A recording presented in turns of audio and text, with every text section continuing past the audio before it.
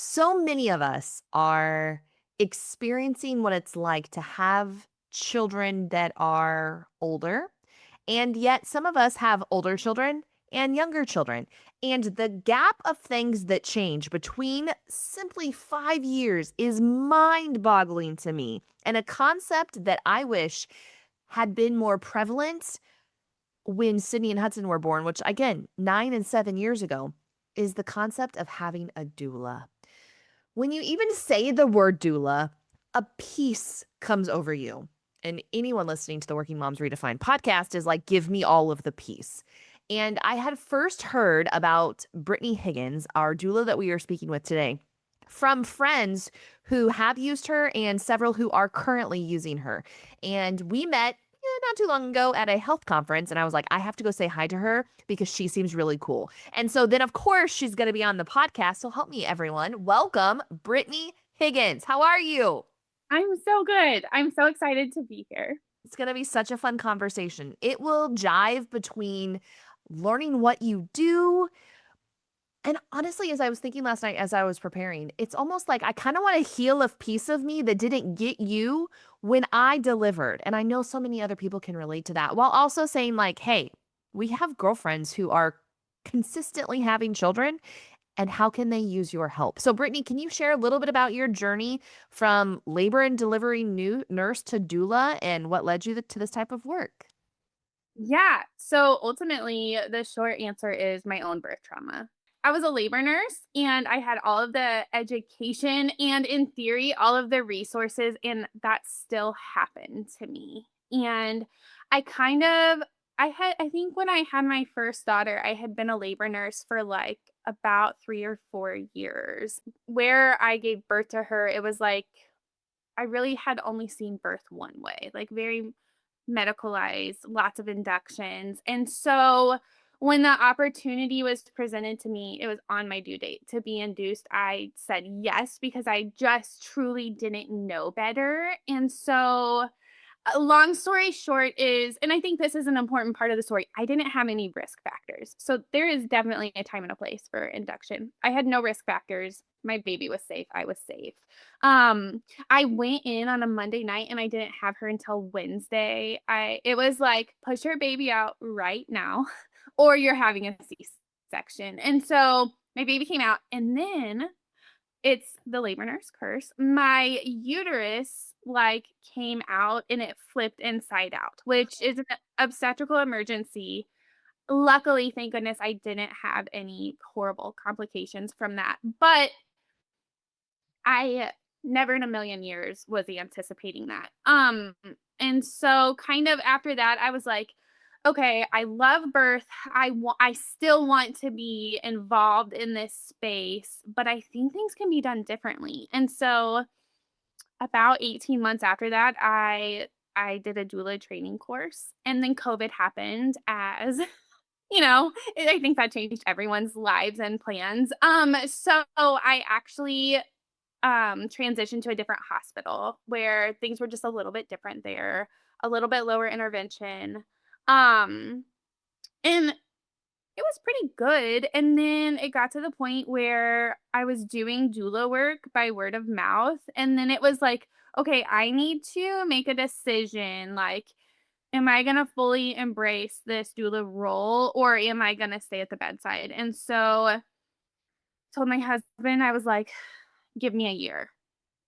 Give me a year to like prove that I can do it and to prove that like there is a place for this here in our community and where we live. And I mean, yeah, the Cliffs Notes version is that it's exploded How proud of yourself are you?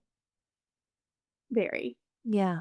Being in a rural area, that had to be a hard step. I think you and I both can relate to what happens when you take the jump of leaving a structured schedule and paycheck to create your own business. It's scary. And when also you're selling yourself and serving others. But when your heart is as good as yours, you have success and it's visible. I appreciate you sharing your birth trauma story because it helps us better understand why you went into this.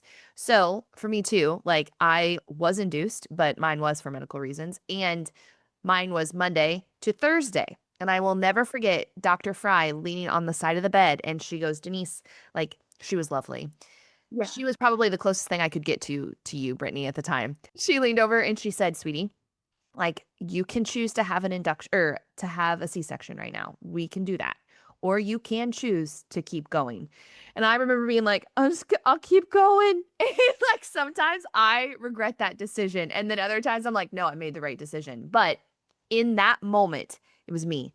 It was it was me. Granted, Jeremy would have been there to assist, right, if I had had questions. But there is power, Brittany, in the female touch and voice and way in which we care for one another. I do not want to negate what our husbands or partners do for us in that delivery room. I do not. But my labor and delivery nurse with Hudson's name was Lexi, and Lexi was very young, but she has a very soothing voice. And Jeremy was saying certain words and phrases. And I looked at him and I said, "You've got to stop talking. Like, stop talking." And Lexi was saying the exact same words, but her tone was different and her feeling was different. And again, I only had her for 20 minutes. So the piece that she gave me is what I like to think and compare to what you give for the entire experience. Because as a doula, you start before the baby is even here. Describe to me what that looks like. I'm so interested. It it depends. It kind of depends if it's somebody's first baby or, like, their 4th, because sometimes they're like, "I'll see you at the birth," and I'm like, "Okay, you got it." Typically, I meet with women and their families, at least twice prenatally. They always have the option to do more. Once you are like, "Yeah, I want you as my doula," you pretty much have 24/7 access to me, whether it's text or call or whatever they need. I really customize everything to them. And then I'm also a Reiki practitioner. So I feel the reason I did that is because I had a client last summer and the dad actually had a lot of birth trauma. And I think stereotypically we can say that like most men don't want to go sit down and talk to a therapist about their feelings. But this dad was really struggling and I was like, we have to I want to help them Mhm. navigate this, and what is something that like he doesn't have to speak it out loud. So I got um certified in Reiki. But I'm saying that because if a mom or if a family has a lot of previous birth trauma, we will build in extra visits to kind of process some of that so that we're not carrying in all of that junk to the birth space. So at least 2 visits prenatally. Whenever you think you're in labor or if you need to be induced for some reason, I'll be there. Basically, you tell me when, and I'm with you. I try to get the dads involved as much as possible. And then I see people at least once postpartum. And again, I do postpartum care. So there's always the option for more. It's just whatever they need. Describe to me the experience of why a doula is a nice addition in the delivery room. Okay, I think several reasons. One, it's like you automatically have someone in your corner. And so, what I tell everybody is maybe I might make a different choice than you, but my job is to give you all of the information and you get to decide, and I'll support you no matter what that looks like. Um, so yeah, just having someone in your corner who knows how to navigate the system. And then I feel like I get to do all of the things that the nurses want to do, but maybe they can't due Ooh, I to like that. staffing or the charting or just things they're bound by the system. Like I get to do all of the fun parts that maybe they don't get to do. Like So what? I mean, I love like the physiology of birth. So I'm in there positioning the moms. I'm in there really building relationships with these families. And ultimately the nurses get 12 hours.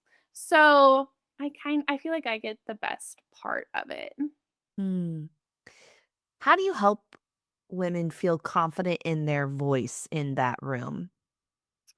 I think so many times women don't know what they don't know, or families. They don't know what they don't know. And I don't know why this is, but it's like people see a pregnant person and they're like, oh my God, let me tell you this horror story that happened. Good luck. If I could tell pregnant women anything, it's that birth can be beautiful no matter what that looks like.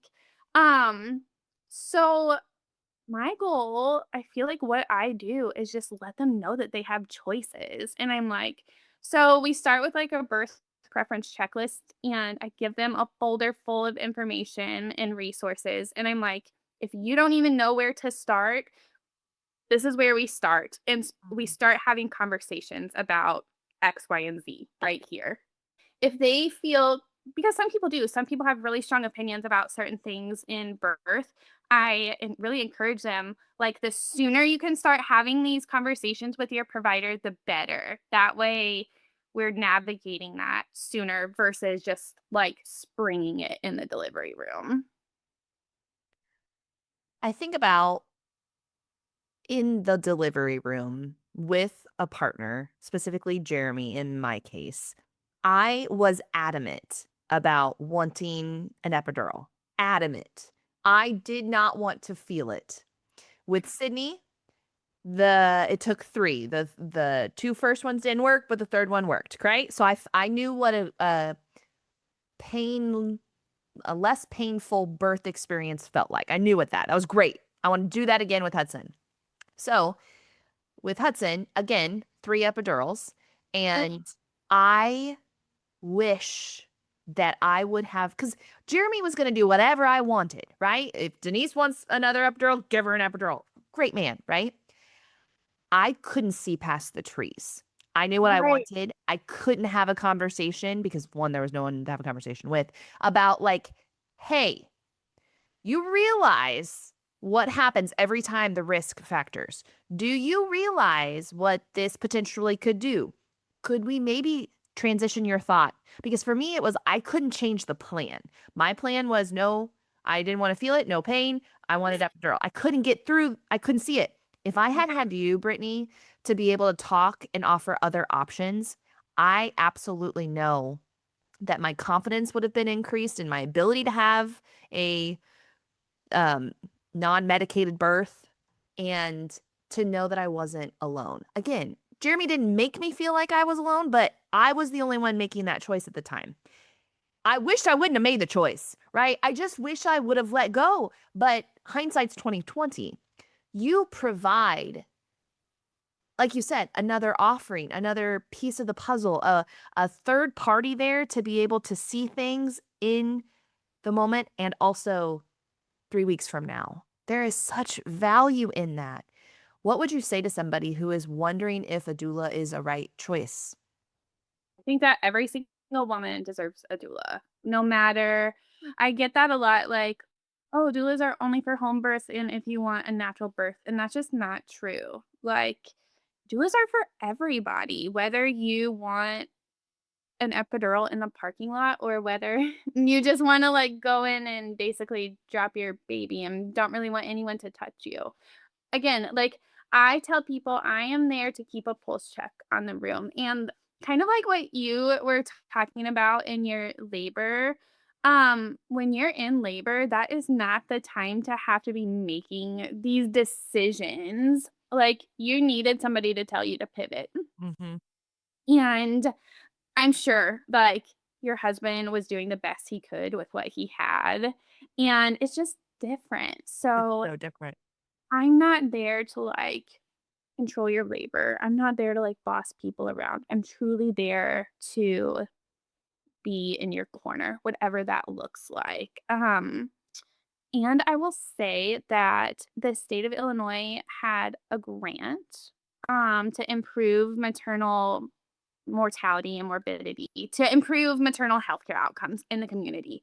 And so that is up for review very soon, and hopefully the hospital gets that again, and that can be utilized for doula services. And then I just try to make it work with people. If it's like, okay, I really want this and I just can't. We can't financially do it. Like things are tough, I think, for everybody right now. That's the beauty of owning your own business is because you have value in the services that you have to offer. And you also understand that one proposal can't look the same for everybody. And that's where you adapt to fit what they need. And then also, I'm very interested in post care because once you leave the hospital, I mean, you and I know, can relate to that feeling of, I'm leaving this hospital with a baby. What the heck do I do? Not only for the baby, but like even ourselves. And so, Yeah. what does post care look like for the moms? It's it's usually up to them, whatever they want. So a part of like us meeting prenatally is us coming up with a postpartum plan. Like, do you have support? Are you guys did you guys just move here? Are you totally away from like family and resources? So we kind of come up with a plan and try to like troubleshoot any thing that could possibly be like a bump in the road. So if somebody wanted me postpartum, I tell them like I can pick up your groceries. I will meal prep for you. I can come like hold your baby while you get 3 hours of solid sleep.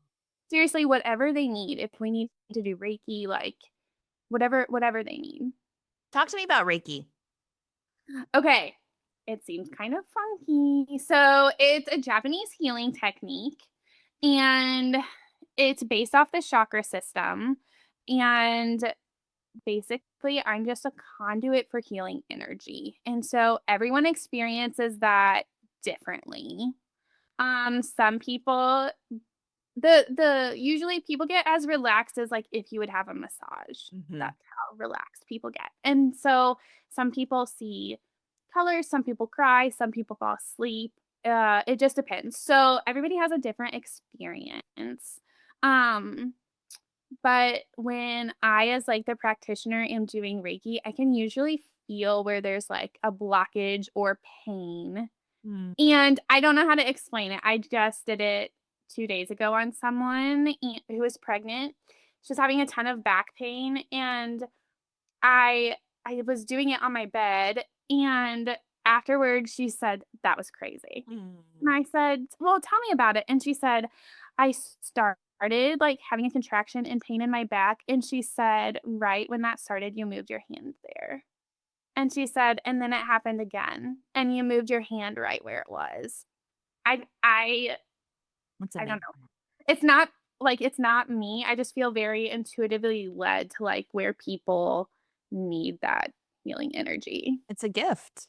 I've gotten to do Reiki a couple times, and it's been fun. Okay, cool. Yes, it's a neat experience that honestly helps you feel lighter, I think is the best Yes. byproduct that I can say. Now, this is something that, like, doula in the hospital room, sign me up. Home birth? Yeah, I don't know about that. Okay. And I love having these conversations because it helped me learn. Because for Okay. me, the reason that I'm scared of a home birth has nothing to do with the medical. It's that I don't know if I, based off the birth trauma that I've had previously, want that energy in the house. And second, there's a lot of blood, like, or fluid, I guess is the best way. So I give you props and it's so fun. But describe to me what a home birth experience is even like.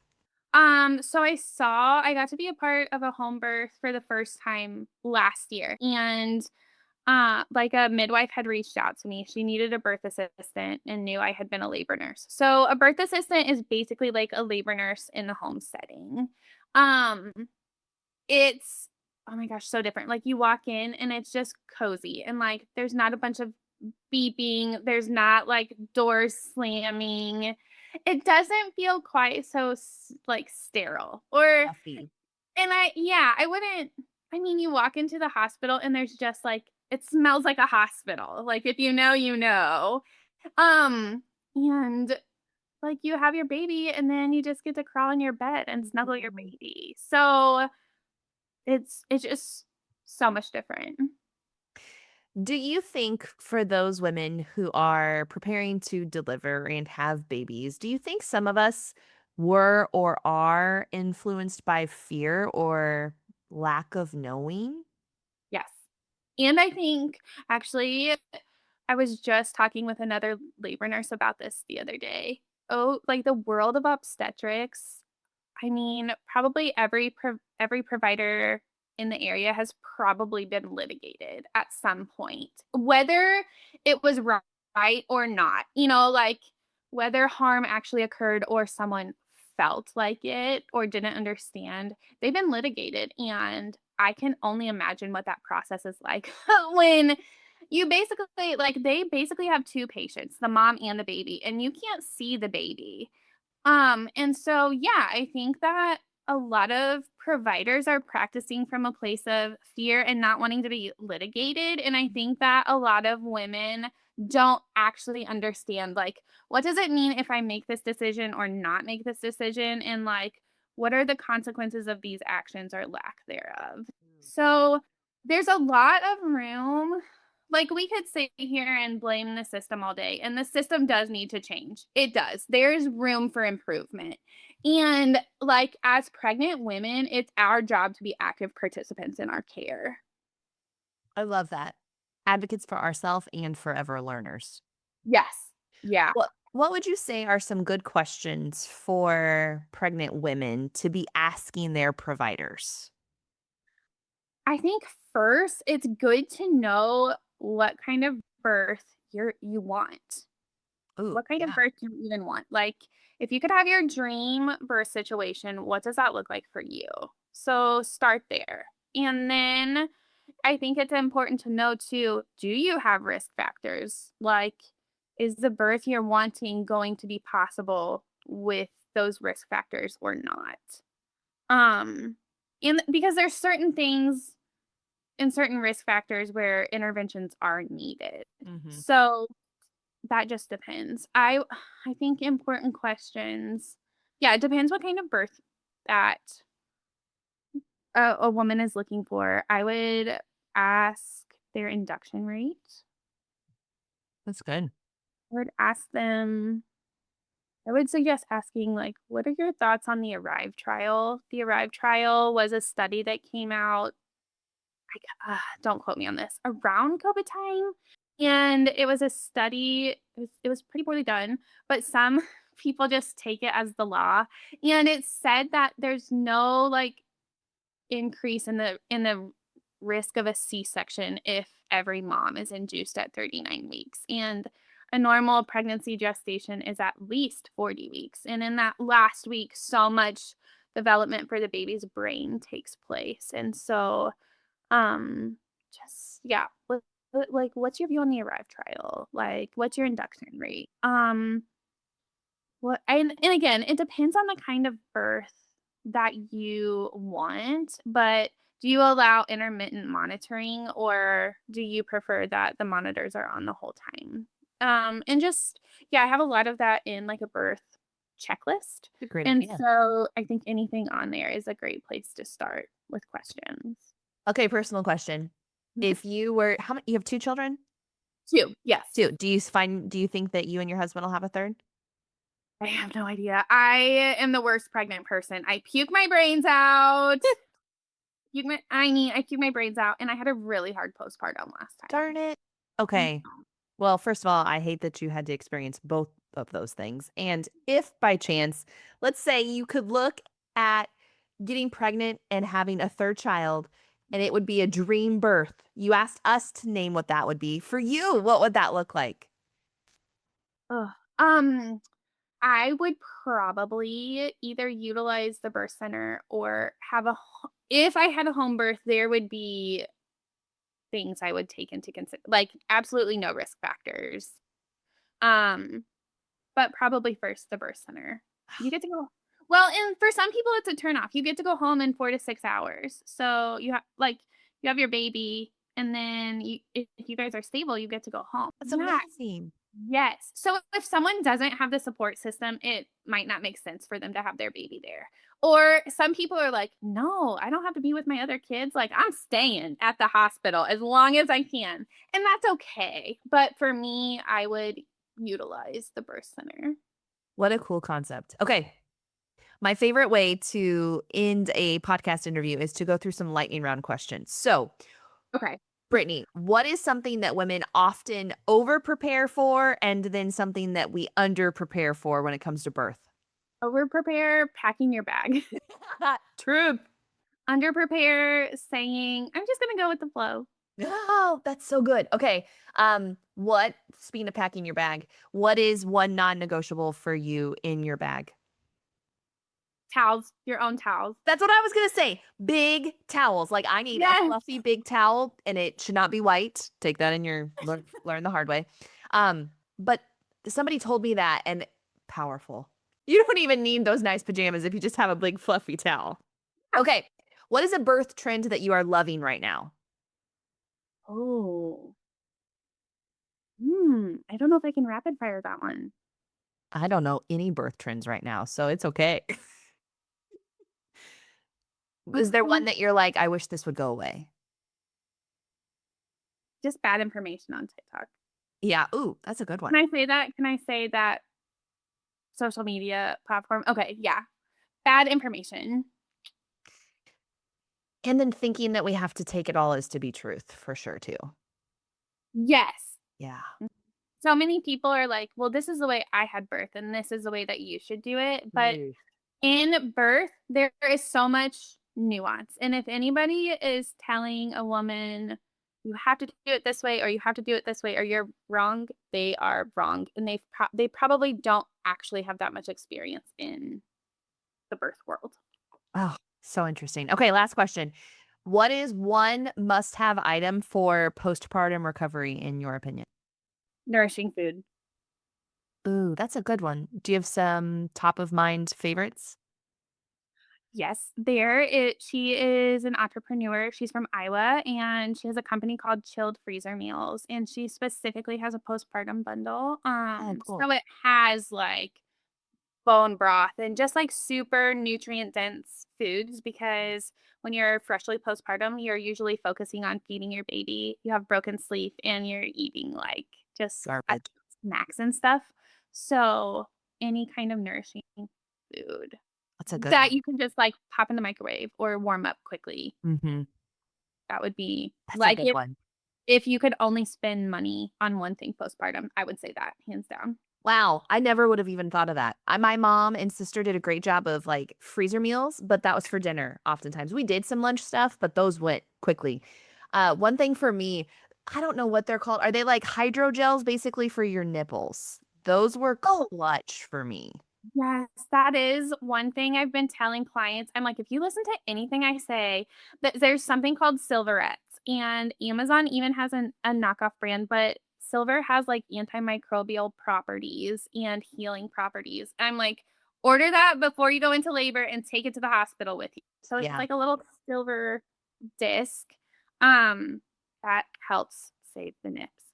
Oh, man. That's a whole nother level of pain. You think it ends, and then it changes. That's Yeah. amazing. Oh, Brittany, how fun is this? Thank you for sharing your wisdom and your explanation and the desire to help and serve women. You can totally tell it's your jam. How can people connect with you? Can always shoot me a message on Facebook or Instagram. You can reach out through my website, and if you know somebody that has my phone number, I will answer my phone. Some people are like, "Ew, don't call me." I will answer. You can call me or text me, whatever. And I do believe sometimes here in the Quincy area, there are going to be opportunities for you to connect with Brittany actually through the hospital soon, if not already there as well. So that's exciting as well. We will have her contact information as well in the show notes so that you can connect with Brittany. But she is someone who you feel totally safe, protected, and cared for from the moment that you meet her. And I cannot encourage you enough. Again, I'm telling you, we are done having children, hopefully by the grace of God. But if we were to, if a vasectomy was not going to work and we were to have another child, we would absolutely be calling Brittany because we can do hard things, but we can do hard things with help. Yeah. Amen.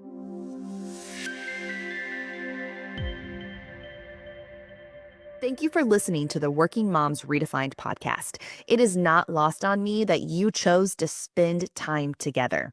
Thank you. Let's connect outside of this space on socials. We'd love for you to follow us on Instagram, Facebook, LinkedIn, Pinterest. We've got it all to connect with you. If you feel as if someone in your life could be impacted by this message, feel free to share it. That is the biggest compliment. As we part ways together, remember, you can do hard things.